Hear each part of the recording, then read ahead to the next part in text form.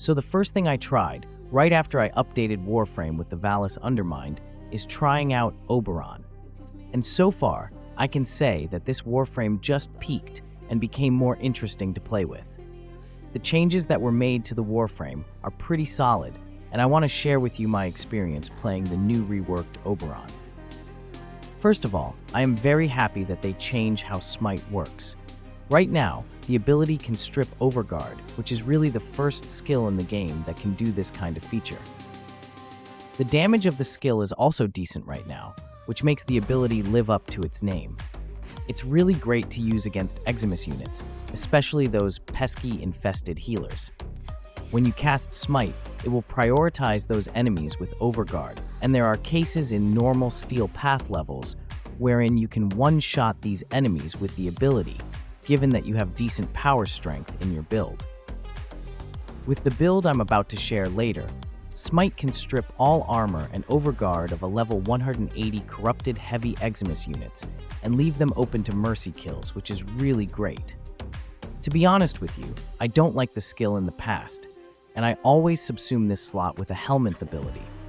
But right now, I don't have a place for any subsume builds as all of Oberon's abilities are actually good.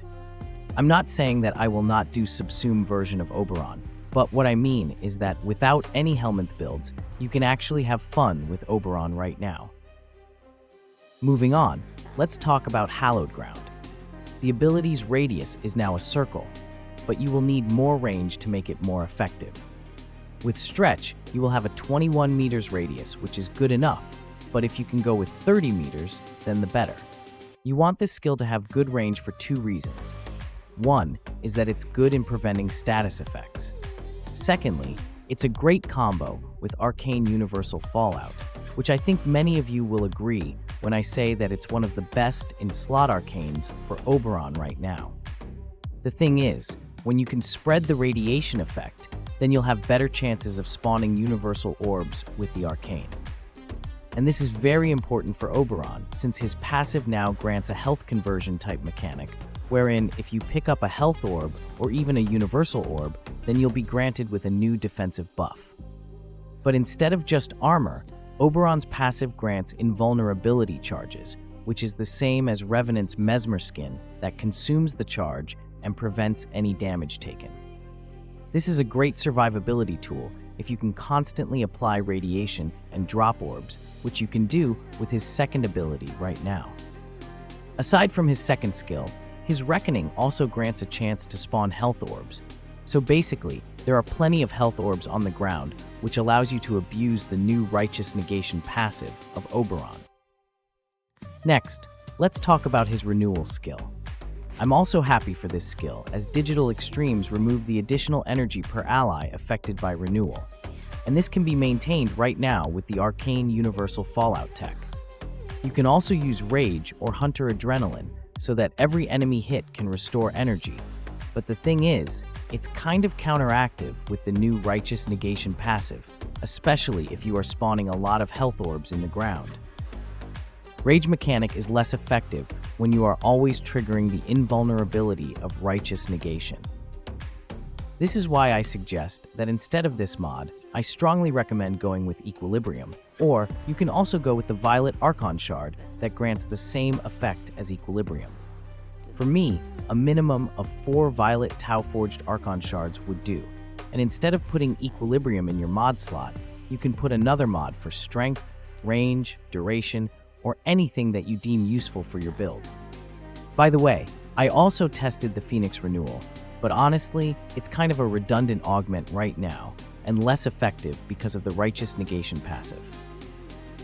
Finally, I would like to talk about his Reckoning skill. It gives health orbs now, even if you don't have Hallowed Ground active. The damage is decent, and the armor reduction is still there, which is great for a wide armor stripping setup.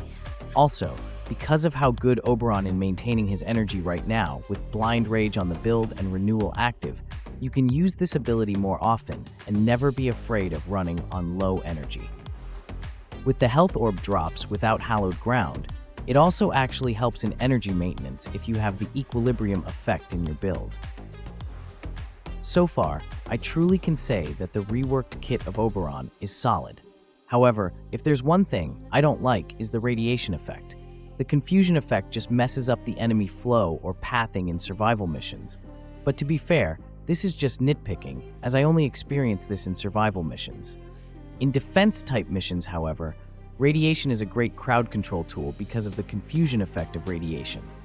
So basically, the effect just gives me more work in survival missions as I need to go and find enemies to kill them, instead of them coming to me. Finally, for my Oberon build, I am using a high-power strength build for the sake of the renewal skill. It's really not necessary with all the crowd control and the new Righteous Negation passive, and you can always go for something like better range on this build if you want. Also, I have quick thinking because it synergies well with this build. Since we have a way to scale armor with Oberon, Arcane Batter is also a best in slot as it increases our energy.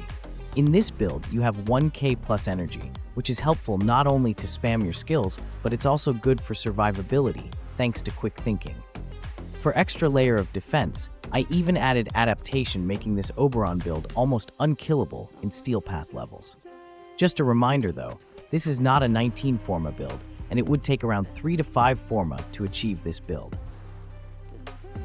The Forma count got super high since I don't want to farm another Oberon Prime and stick with my original, and I really love trying different builds in this game. Also, too much power strength is not needed for the build, as you would only want enough for armor stripping, but in my case, I just love the damage of Smite right now, hence I have both Transient Fortitude and Blind Rage on this build. And lastly, I have 5 Violet Tau-forged Archon Shards for the Equilibrium effect. A full Violet Archon setup is not necessary, as you would need at least 4 of it to get the same effect as Equilibrium, and you have extra slot for a different Archon Shard type. So, that's all about it. I hope that you will enjoy Oberon as much as I am right now after his rework. Take note that this is not my final build, as I'll be trying a bunch of stuff, especially with his Smite skill with the Marked for Death combo. So, be sure to stay vigilant for more uploads this week. Thanks for watching, and I hope to see you in my next guide. I'll never mistake the way you give me my faith. My body feels safe in your hands. Feel me